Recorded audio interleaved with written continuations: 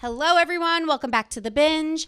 I'm Alyssa Amoroso, aka Publicity, sitting with my coworker, Rone. What's going on? So good to see you. So happy to be here. I'm just honored to be able to talk about the Real Housewives of New York. Oh, I'm just happy to be able to talk about it with you. So we're breaking down episode 6. Of course, I invite you on, and it's like the heaviest episode of all time. I don't mind, though. I'm prepared. I've gone cover to cover on white fragility, so I'm ready to talk about all of it. Okay. You know what I mean? Good. I'm happy to jump into it, but I'm also just happy to be able to talk about this because this is a show that I've been watching for a long time, and you don't see just regular-ass dudes like me given a platform to talk about it. So I'm happy to be here, and I appreciate you having me on. That's actually so true. And also, we don't see these kinds of conversations happen on Bravo in general, really. And I think that it's definitely an interesting season. And I think that Ebony is the perfect person to kind of bring us like these conversations because she's just like, I don't know, something about her to me. I just like really enjoy watching her. And I think that she's just such a great person. And she's so like, I'm trying not to use any microaggressions because obviously that's what kind of kicked off this whole episode this week with Luann saying angry and using the word girlfriend. But I just think that Ebony takes things with such grace. Whereas like even Leah said, she was like, I would burn this place down. Yeah, just beautifully dignified. Yes, like, dignified. It just she's a great representation, and I think that's like it had been a historically like very white show. Like, this is a white cast. The New York cast has always been a white cast. So the fact that they're having representation, great thing. The fact that it's someone like her who it just knows who she is and is so confident in who she is as a person is an incredible thing. And even the way that she's just boosting up her pals, boosting up Sonia, that fired me up. The fact that she's just like an incredible friend. She's just grabbing her by the face and is like, you're a great person. It's like, damn. Do you know that makes me so happy because I called this last week. I was like, these two are going to be great friends. I could just tell. Sonia is underrated. Like, she is just naturally woke. You could tell she doesn't have to put it on for show. You could tell she knows what's going on, and people underestimate her and almost make her seem like dumb or like she's kind of, because she kind of could be like airheady, but I think that's part of her shtick. She's like accommodating almost. She like is accommodating to everybody else, or she's not going to be. She's just, I think she's very empathetic is the way that I see her. Very. And I think she knows more than she lets on. Like, I think sometimes she'll just kind of pretend to be aloof, but she knows she's a smart woman. Very, very And I think smart Ebony woman. sees that in her, and she's like, people are not regarding you as like the person that you are. Yes, Ebony is almost putting me onto Sonia. It's like I wasn't even paying attention to Sonia because of, and I think that since Bethany left, since Dorinda left, like now we kind of have Sonia as even more of a focal point, and it's like, damn, like Sonia is like the shit. Like Sonia might be my favorite character of this cast right now. Yeah, I'm really enjoying what I'm seeing from I've Sonia. actually always loved Sonia, but I feel like she's just a little personally like lost. You could tell the pandemic's kind of been hard for her, and like just everything that's going on, being single in the townhouse. That's why she needs this matchmaker. Okay, so Devin, the matchmaker, was the third guest on my podcast ever. What? She's fabulous. Devin from Philly? Devin Simone. She was actually on The Real World. Shut up. And she is a matchmaker. She's absolutely incredible. So when I saw that they called Devin, I was like, this is the girl that's going to set Sonia up. How do you become a matchmaker? How does she just know a lot of people, or is there a service? They have like an algorithm and like a database, and they actually interview people, and then they base it on like your personality, your interests, your whatever it is. But she left, and I'm like, do I need to sign up for this dating service? Like, she really sold me. Yeah, is it like, because it's almost like matchmakers were like dating apps before there were apps. It's like I'm gonna do the interpersonal work of setting you up with somebody. But it's basically, she's like, we're screening them for you. Awesome. So you're not going out with a psychopath. I'm trying to figure out, is it a storyline for the show, or like, do you think that Ebony really just had that for her? Like, do you think that they set it up and they're like, this season we're going to do this? Or she like just was like woman to woman, like, I'm going to put you on, I'm going to find you a good man? I think maybe a little bit of both, but I think when they were putting her down about Tom, how, Luann married Tom, and they always make it seem like Sonia was some like dirty one night stand. I think Ebony was like, why are you invalidating her feelings when they were together and they slept together multiple times and they were seeing each other? And I think from that point on, Ebony was like, you guys are making her feel less than. Yes. So I think she did kind of take it as like a personal mission, but then also I'm sure it's kind of like, oh, this could be a good shtick for the show. Yeah, it's going to be an incredible storyline because like as she becomes more of a focal point of the show, like we want to see the love life. You know what I mean? Yeah. We want to see what's going on. We want to see where she's at love life wise. Big in on Sonia this year. Love Sonia. Yeah. What did you think of Heather? Didn't like Heather at all. No. Heather struck me as like a very like fake woke, performative ally. Like it didn't strike me as like genuine at all. And just like she read a book on what like she thinks she needs to do, and she doesn't have any of like the skills or like the empathy to actually do the right thing. Yeah, I felt like she was kind of like, I'm on TV. This is my chance to show that I'm like on the right side of history in a way. Like I kind of felt. No, definitely. I felt like listen, it's probably intended to be like, I'm not going to say that her intentions are wrong because I'm sure her intentions are pure, but it did kind of, I understood why Leah was like, you're always in everyone's business. You always have something to say. Leah, now that's another story. We'll get into Leah in a second. She doesn't express herself correctly, but I did agree when Leah was like, you don't always need to be the one like moderating every conversation, having a point. And I did understand that perspective. I think that when she called Ebony articulate, I think that they kind of glossed that over, even though Ebony said that is like a microaggression, because it's like that's like one of the oldest microaggressions in the book. Like the New York Times was writing articles about that in like 2007, saying like this is why it's wrong, because there is an implication of you being exceptional because you're articulate rather than it being the norm. So she's like, wow, like you're really articulate. Like there's an air of I didn't expect that when she's talking about it. That's and exactly it's like right. you like that's like basic like woke shit. That's like fucking 101. Like you should know that. Like, it's like assuming you're not articulate. Exactly. It's because of the way you look. And she's like, that's why she's even worse than Luann, because she's like traipsing around like she's this ally when it's like, no, like you're actually not. Like you want to seem this way because it's like, this is my way to get on camera. But when you look at like the opening of the show, there's 5 women standing there. There's not 6 women standing there. Heather is not like, I mean, she's obviously trying to get into that group. She's like trying to elbow her way in. I think they had plans to make Heather a bigger part of the season. But she sucked. And it did not go over. Yeah. And then they were like, yeah, get her out of here.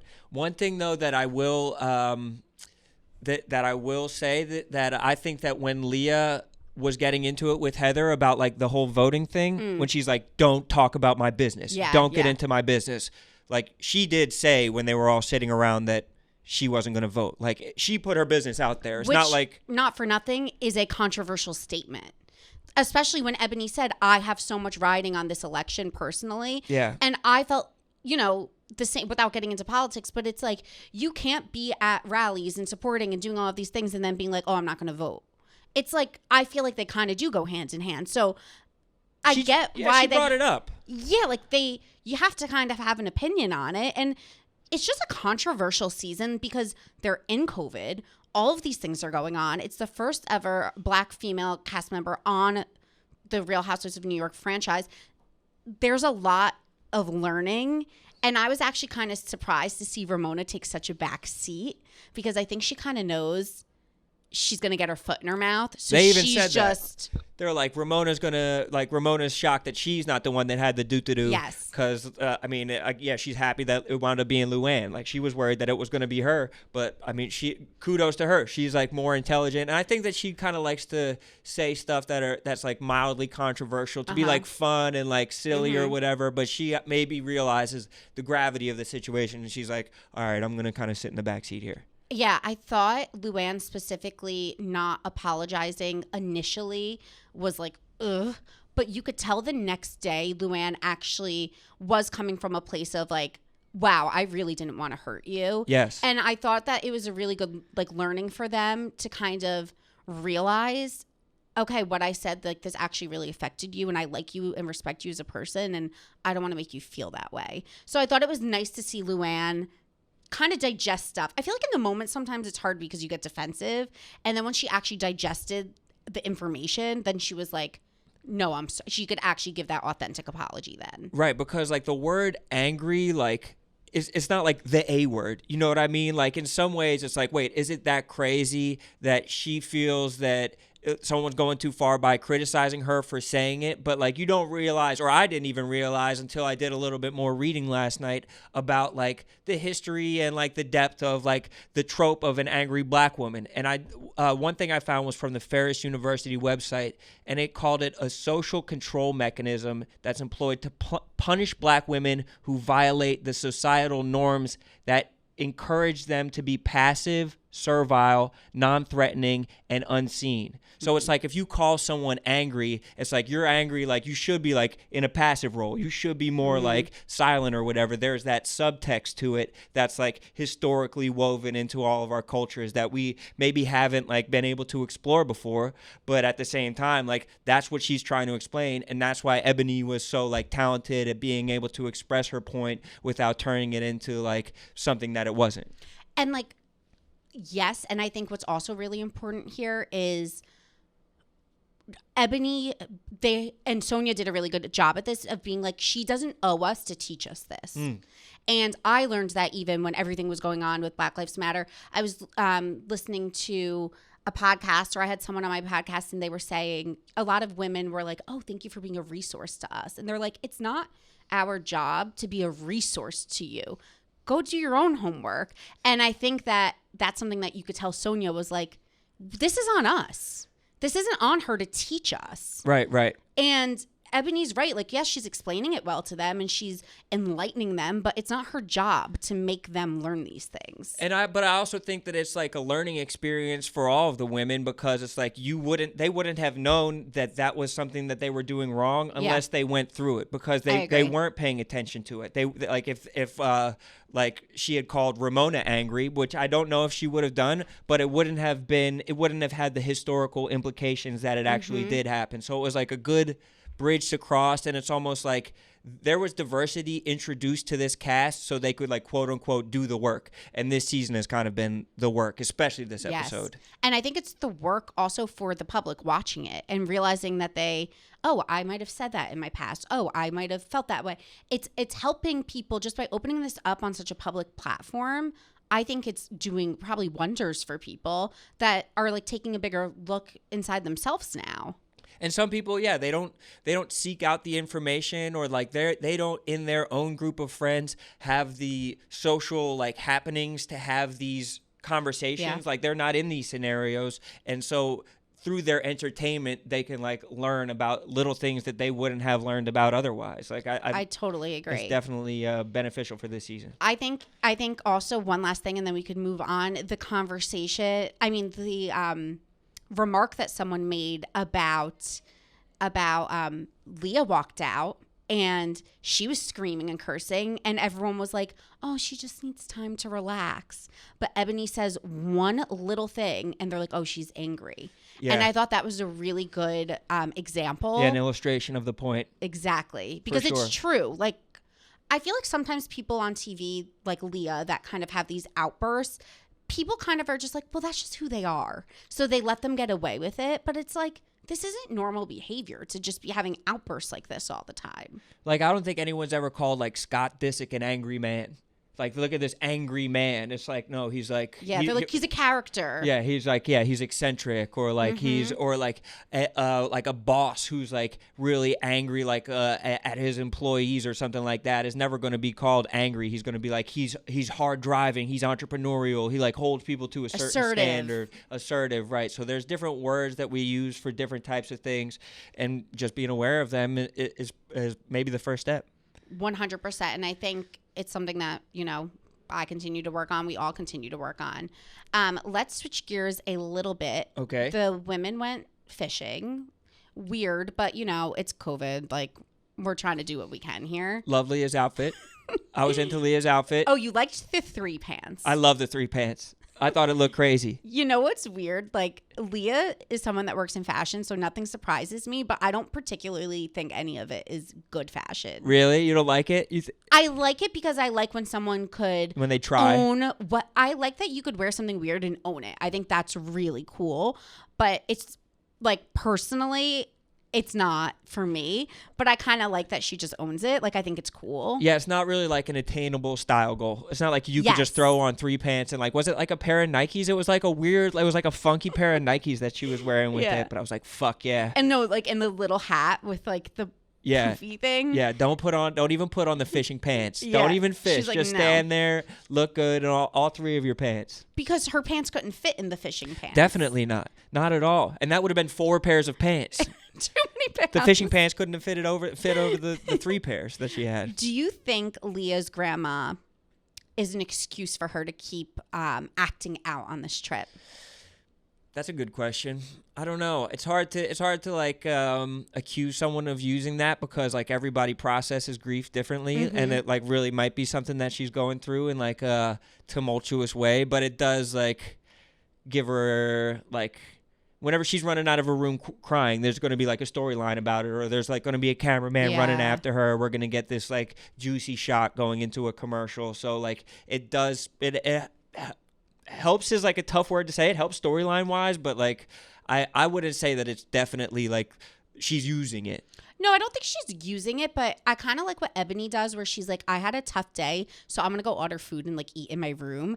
And like that is the vibe. Like I'm that way. Like I need to recharge sometimes. So I almost wish Leah would excuse herself if you're so like emotionally charged, because she just keeps lashing out at people. And it's almost like if you're going through this, maybe separate yourself from the situation. Definitely. She's definitely lashing out. She's definitely going through it. Like the fact that she's like throwing stuff on the party bus. Like I'm not a fan of Heather either, but like she knows that Heather is going to like, she knows she can fight with Heather and no one's going to be mad at her because people already don't like Heather. Yeah. But even though she and Ebony have like a similar disagreement over the same topic, she would never get into it with Ebony because the two of them are already friends. So it's true. like she could just ostracize Heather almost because it's already like, okay, we don't agree with Heather. Heather came into kind of a lose-lose situation, whether I agree with her actions or not, because I don't half at the time, but they all were talking about Heather before she came, so automatically Heather wasn't going to have it easy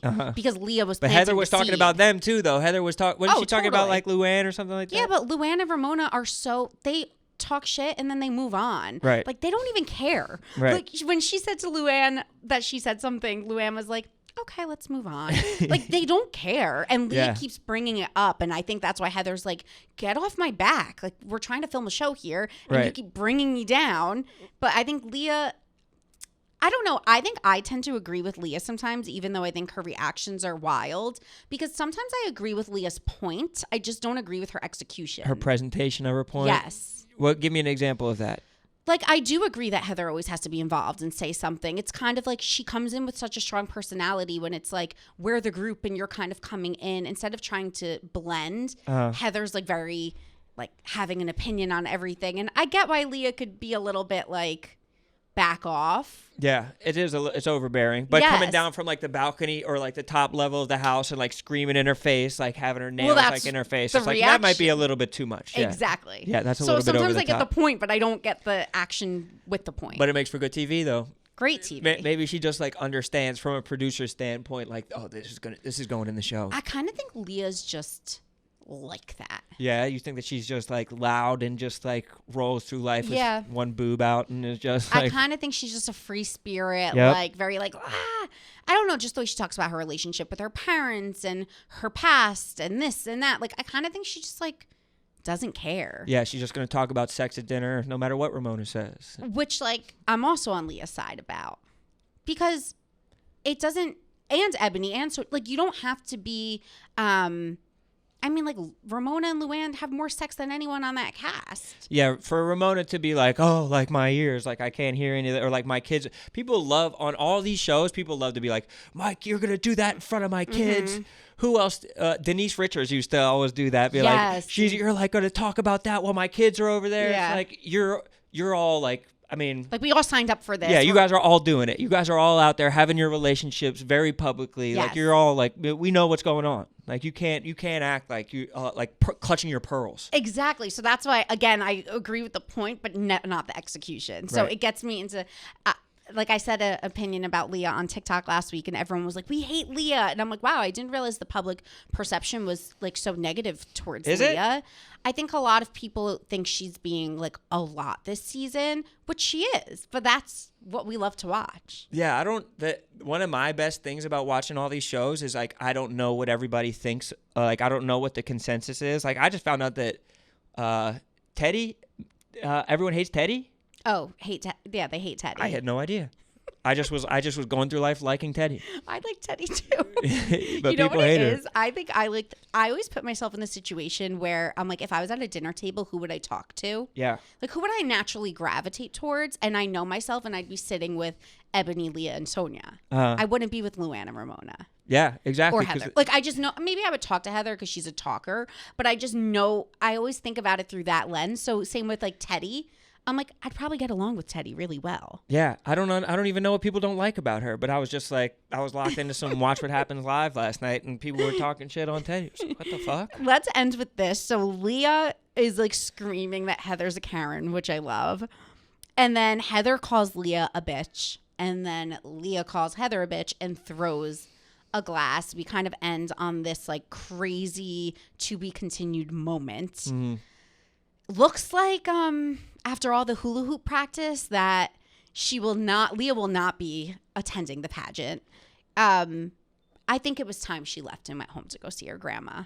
I don't know. I thought she was going to get back on the bus. I thought that they were going to be able to hurt it. Because it's like she was on the bus. Like, you were right there. Just like she had the blood dripping from her neck. Exactly. You had the whole fucking outfit on. You got your hair done up. Everything is ready to go. And you're just going to fucking storm off the bus. You could have made that decision 3 hours ago. It's not like you're just finding out now that you don't like Heather. You knew that you didn't like Heather. 100%. You haven't liked Heather from the beginning. So you should have just bailed earlier instead of spending all the time in fucking in the costume department getting ready. So I think that that's also a little bit of her like making a big fuss over things, or like knowing that it's a show and like making a show out of it. But like if I would have just been like, or just if you're Ebony, get on the bus with her so you can be like her buddy, like, and just get on the buddy system. You guys talk to each other and don't worry about Heather. But I mean, I guess she's going to go home and see grandma. Leah's reactions kind of remind me of like when I fight with my family. Like, you know, when you fight with like friends, you're way more level-headed, but then you fight with family and it's, I don't know, because you're a dude, but like women, when like they fight with their family, like I'm a different beast. Like I'm not that way to my friends. I'm not that, you know, like the way I talk to my sister isn't the way I talk to other people. Because it's unconditional love. It's like, you know that you can say something and they'll still love you. I feel like Leah fights like she's fighting with family, but at in all front times, of everyone. She knows that everyone loves her unconditionally. Yeah, when you're so like for me, when I'm fighting with family, I'm irrational. Like I'm like, leave me alone, you know? You feel attacked. That's what Leah's doing, but it's kind of like, we're not that close. Like, relax. Exactly. I don't know you, bitch. Yeah. But it is. She does go a little bit over the top. She's not afraid to really let it fly, but it makes for a great watch. And just the way she's throwing a tantrum, like, I'm not going. Like, that's something I would do with, like, my sister when I was little. Like, yeah, just get off the bus. Now I'm not going to the barbecue. Get out of the car and just, like, sit on the curb with your arms crossed or something like that. At least she can call an Uber and, like, get her home from, like, one mansion to the next mansion. Like, you would just be sitting out there on the curb. Like, you would have nowhere to go. And then my parents would be like, get your ass in the car. Yeah, stop fucking around. But I'm like, that's what Leah gives me, like, child's, like, tantrum vibes. Yes, for sure. Like, throwing glasses, like, throwing stuff on the bus, like, throwing purses. Like, not even like, she didn't throw it at her face. She like threw it to throw it. Like, she threw it because she's so frustrated. She needed like an outward expression of her frustration. I feel like throwing a glass is a Bravo initiation into reality TV. Oh, what? They've all read the fucking, it's throw a glass, flip a table. Yes. There's all kind of point in somebody's face. Mm-hmm. There's all these little things that you can do that you know are going to make off camera. A salacious moment. Yeah, storm out, leave an event, kick somebody out of an event. Push Andy Cohen. Yeah. Don't touch Andy. Whatever you're going to do, leave Andy alone. Teresa did. Exactly. Leave Andy all alone. Right. This was amazing. Thank you for recapping with me. That is our episode 6 recap. Don't forget, it is also on YouTube. Thanks, guys.